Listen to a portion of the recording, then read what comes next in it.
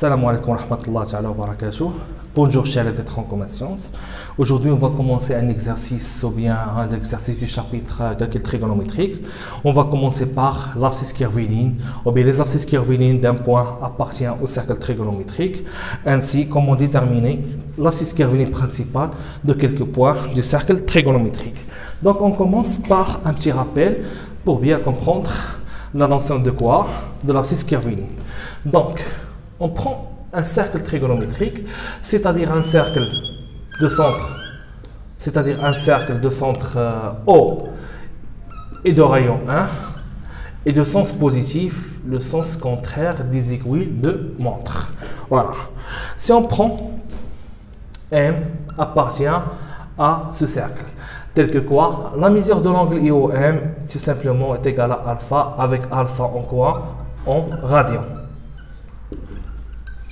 Et on sait déjà que la mesure de la longueur IOM en radian, c'est la longueur de quoi? De l'arc IM. Voilà, la longueur de l'arc IM dans un cercle de rayon 1, bon, c'est la mesure de l'angle IOM en radian. Donc on prend M et on dit quoi? Que M d'abscisse curviline alpha. Donc M d'abscisse curviline alpha, c'est-à-dire quoi? La longueur de l'arc IM est égale à alpha, ou bien la mesure de l'angle en radian. La mesure de l'angle géométrique IOM, ou bien l'angle orienté OI-OM en radian, c'est alpha. Bien. Donc, chaque point, bon, M appartient au cercle trigonométrique. On prend, bon, sachant que la mesure de l'angle IOM, l'angle géométrique IOM est alpha, donc on dit que M d'abscisse curviline alpha. Bien. Donc, ici, on a M d'abscisse curviline alpha. Alors M d'abscisse curviline alpha plus de Kpi, sachant que quoi? Que K appartient à Z. Z, l'ensemble des entiers relatifs. C'est-à-dire quoi? Chaque point admet quoi? Une infinité d'abscisses curvilines. Les abscisses curvilines s'écrivent sous la forme alpha plus de Kpi si M d'abscisse curviline alpha. Avec K et le nombre de tours, si on a par exemple 3 tours au sens positif, donc K est égal à 3. Si on a par exemple 5 tours au sens négatif, donc K est un nombre négatif, K est égal à moins 5. Bien. Donc le but de cet exercice, c'est comment déterminer ce qu'on appelle l'abscisse curviline principale d'un point. Bon, des points ou bien d'un point appartient au cercle trigonométrique. Si on prend par exemple en général, chaque point admet quoi? Une unique quoi? Abscisse curviline. Abscisse curviline. Voilà. Appartient à quoi? Appartient à l'intervalle semi-ouvert moins pi, pi ouvert au moins pi. Il est appelé quoi? L'abscisse curviline principale. L'abscisse curviline principal.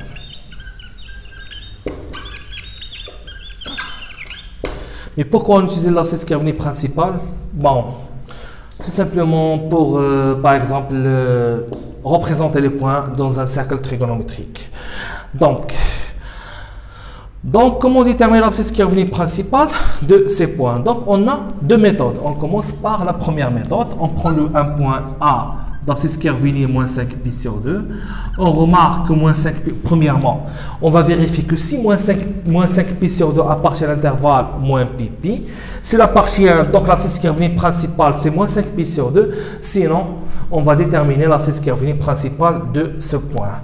Donc, si on prend moins 5 sur 2 pi est égal à quoi? Est égal à moins 2,5 fois pi. Et moins 2,5 fois pi n'appartient pas à l'intervalle moins pi pi. Donc, moins 5 pi sur 2 n'est pas un abscisse curviline principale d'un point A. Donc, on détermine l'abscisse curviline principale. On commence par la première méthode. La première méthode, c'est la méthode classique. On prend K appartient à l'ensemble Z. Voilà. Et on cherche l'abscisse curviline principale de A. C'est-à-dire quoi? On vérifie ou bien on cherche les valeurs de K, sachant que quoi? Que moins 5 pi sur 2 plus de Kpi, y compris entre quoi et quoi? Entre moins pi et pi strictement en moins pi. Voilà. Pourquoi plus de Kpi? Car les abscisses curvilines s'écrit sous la forme quoi? Alpha plus 2k pi. Pour déterminer par exemple l'abscisse curviligne d'un point dans un intervalle par exemple 5 pi, 7 pi par exemple. Donc on va essayer de trouver la valeur de k, sachant que quoi? Que k, que par exemple, on prend par exemple 11 moins 5 pi sur 2 plus 2k pi, voilà, y compris entre 7 pi et 5 pi et 7 pi, voilà.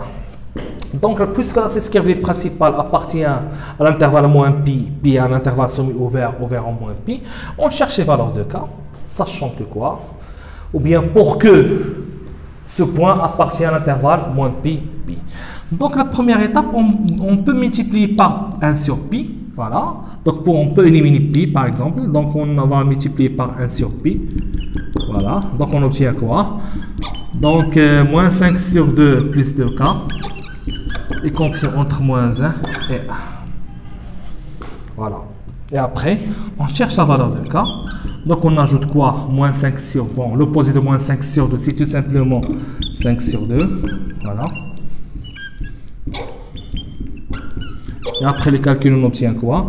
2 fois moins z égale à moins 3. Ou bien 2 fois moins z égale à moins 2. Moins 2 plus 5 est égal à 3. Donc on obtient 3 sur 2. 2k. Voilà. 2 fois 1 est égal à 2, plus 5 est égal à 7. Donc on obtient 7 sur 2. Et finalement, on divise par 2 pour on obtient k. Donc on obtient quoi? 3 sur 4. Bien. Et 7 sur 4. Voilà. Et après les calculs, on obtient quoi? 3 sur 4 est égal à 0,75. Voilà. Et 7 sur 4 est égal à 1,75. Bien. Donc on obtient k est compris entre 0,75 et 1,75. Donc on cherche la valeur de k, sachant que k est compris entre 0,75 et 1,75. Donc on a k appartient à quoi? K appartient à z. Donc on cherche les entiers relatifs comprises entre 0,75 et 1,75. Donc soit, je pense soit 0 ou bien 1. On remarque que 0 est inférieur à 0,75, donc 0 n'appartient pas à l'intervalle 0,75 1,75, il reste 1. Donc on a 1 supérieur à 0,75, mais et en même temps 1 est inférieur à 1,75. Donc k égale à 1. Voilà. Donc je répète, on a k est compris entre 0,75 et 1,75. Puisque k appartient à z, donc k soit égal à 0, 1, 2, 3. Donc on cherche la valeur de k comprise entre 0,75 et 1,75. Voilà. Donc je pense soit 0, soit 1, car on a 0, et 1, Bon, si on prend 0 par exemple, on remarque que 0 est inférieur à 1,75. Mais elle est inférieure aussi à 0,75. Donc 0 impossible. Donc si on prend 1, on a 1 supérieur à 0,75 et 1 inférieur à 1,75. Donc k est égal à 1. Si on prend 2, 2 est supérieur à 1,75, donc impossible. Et finalement, on obtient quoi? L'abscisse curviligne principale, moins 5 pi sur 2 plus 2k pi. On remplace k par quoi? Par 2 ou bien par 1 et on obtient quoi? Moins 5 pi sur 2 plus quoi? Plus 2 fois 1 pi. Donc et finalement, après les calculs, on obtient quoi? Donc moins 5 sur 2, voilà, moins 5 pi, 2 fois 2 est égal à 4, plus 4 pi sur 2. Donc on obtient finalement, je pense, moins pi sur 2, oui, voilà. Moins pi sur 2. Donc on obtient quoi? Moins pi sur 2 plus 2k pi est égal à quoi? Moins 5 pi sur 2, je pense, plus 2k pi est égal à quoi? Est égal à moins pi sur 2. Donc, moins pi sur 2 est l'abscisse curviligne principale de quoi? De A. Bien. Ok. Bien. Donc, on va faire une deuxième méthode. La deuxième méthode, je pense, est plus rapide. Donc, en général, on prend moins 5 pi sur 2. Si on divise moins 5 sur 2, on obtient quoi? Moins 5 sur 2 est égal à quoi? On remarque qu'on a moins 5 sur 2 est égal à moins 2,5. Bien. Donc, le nombre pair le plus proche de moins 5 sur 2, on a moins 2,5, y compris entre deux nombres pairs, par exemple, moins 2 et moins 4. Je pense moins 4 et moins 2, voilà. Donc, le nombre pair le plus proche, c'est tout simplement moins 2. Donc, moins 2 est le nombre pair le plus proche. Le plus proche. Voilà. Voilà. Donc, et on va faire quoi? Donc, j'écris moins 5 pi sur 2, moins quoi? Moins ce nombre le plus proche, c'est moins 2. Moins 2 pi. Donc, on obtient quoi? Moins 5 pi sur 2 plus 2 pi est égal à quoi? Moins 5 pi plus 4 pi. Donc, finalement sur 2. Et finalement, on obtient moins pi sur 2. Voilà. Donc, je pense que cette méthode est très simple. Donc, il suffit de calculer quoi? Moins 5 sur 2. Et on obtient quoi? On obtient moins 2,5. Moins 2,5, bon, on cherche le nombre pair le plus proche. C'est moins 2. Et finalement, on obtient le résultat. Bien. OK. Donc, on prend. Donc, on va faire un troisième exemple. Oui, un deuxième exemple. Donc, on prend B d'abscisse curviligne 2011 pi sur 3. Voilà. Donc, soit on utilise la première méthode ou bien la deuxième méthode. Donc on va faire les deux méthodes pour bien comprendre la notion de quoi? De l'abscisse curviligne principale. Donc, on prend soit K appartient à un ensemble Z. Donc, on cherche l'abscisse curviligne principale de ce point. Bon, donc, voilà. Donc, soit K appartient à Z. Donc, on va faire un encadrement de quoi? De 2011 pi sur 3 plus quoi? Plus 2K pi. Y compris entre moins pi et pi. Donc, on cherche les valeurs de K. Donc, on peut éliminer moins pi, on va éliminer pi. Donc, on obtient quoi? On obtient 2011 sur 3 plus 2K y compris entre moins 1 et 1. Voilà. Donc, on peut éliminer 2011 sur 3. Donc, on ajoute son opposé. Donc, on obtient quoi? Moins 1 moins 2011 sur 3. 2K, voilà. Et on obtient 1 moins 2011 sur 3. Bien. Donc, pour ne pas oublier, donc j'écris C d'abscisse curviligne, voilà, sur 4. D d'abscisse curviligne, voilà. Et E d'abscisse curviligne de 124 pi. Bien. OK. Donc, c'est les calculs. Donc, 3 fois moins 1 est égal à quoi? Moins 3. Moins 3 moins 2011 est égal à moins 2014 sur 3. Bien. Donc, j'écris 2K. 3 fois 1 est égal à 3. Donc, 3 moins 2011 est égal à moins 2008 sur 3. Donc, on divise par 2. On obtient quoi? K. Donc, 2014 par 2 bon, est égal à 1007 sur 3. Donc, on divise par 2. 2008 par 2 est égal à quoi? 1004 sur 3. Donc, on calcule la valeur de 2007. Donc, je prends la calculatrice. Donc, 1007 par 3 est égal à peu près 335,6. Voilà. Voilà. Donc, j'écris bon cas. Moins. Donc, 1004 divisé par 3 est égal à quoi? Moins 334,6 et ainsi de suite. Donc, on cherche la valeur de K, compris entre quoi? Moins 335,6 et moins 334,6. Donc, soit 335 ou bien 334. On commence par 334. Moins 334 est supérieur à moins 334,6, donc impossible.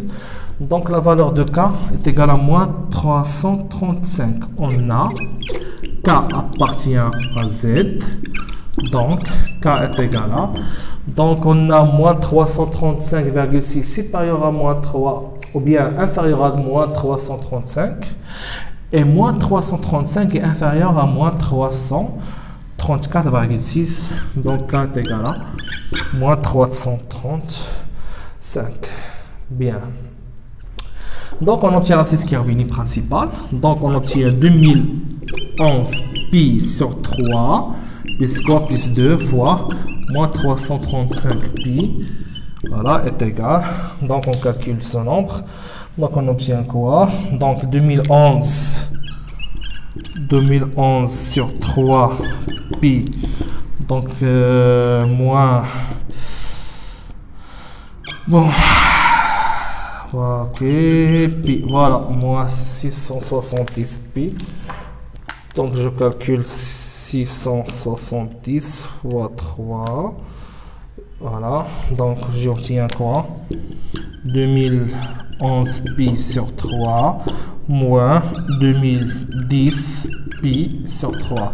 Et finalement on obtient quoi? Pi sur 3. Voilà, donc l'abscisse Kervini. L'abscisse Kervini principale de B est tout simplement pi sur 3. Bien, donc on va faire la deuxième méthode pour bien comprendre. Je pense que la deuxième méthode est plus simple, bon, et plus rapide. Ok, donc on va faire la deuxième méthode. Donc on prend par bon, je pense on a quoi? B, donc 2011, deuxième méthode, 2011 sur 3 pi, voilà. Donc si je calcule 2011 sur 3, j'obtiens quoi? 2011 sur 3 est égal à, voilà, donc est égal à peu près 670,3. Voilà. Donc, on cherche le nombre pair le plus proche. Je pense que c'est un nombre négatif. Non, c'est un nombre positif. Donc, on cherche le nombre pair le plus proche de 2011 sur 3. C'est tout simplement 670. Donc, j'écris quoi? 2011 pi sur 3 moins 610 pi est égal à quoi?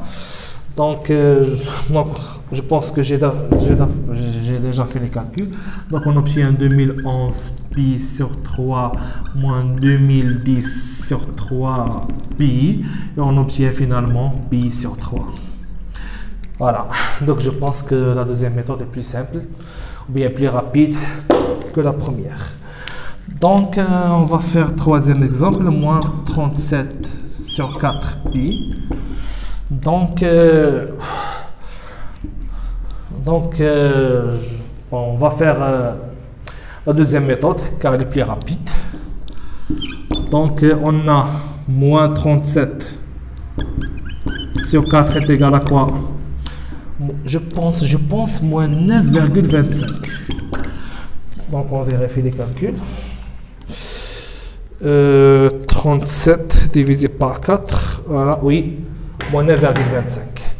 Donc, le nombre pair le plus proche,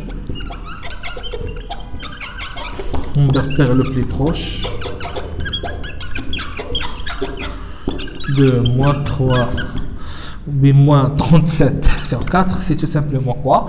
Donc, on remarque que le nombre pair le plus proche, donc c'est moins 10, car moins 9,25.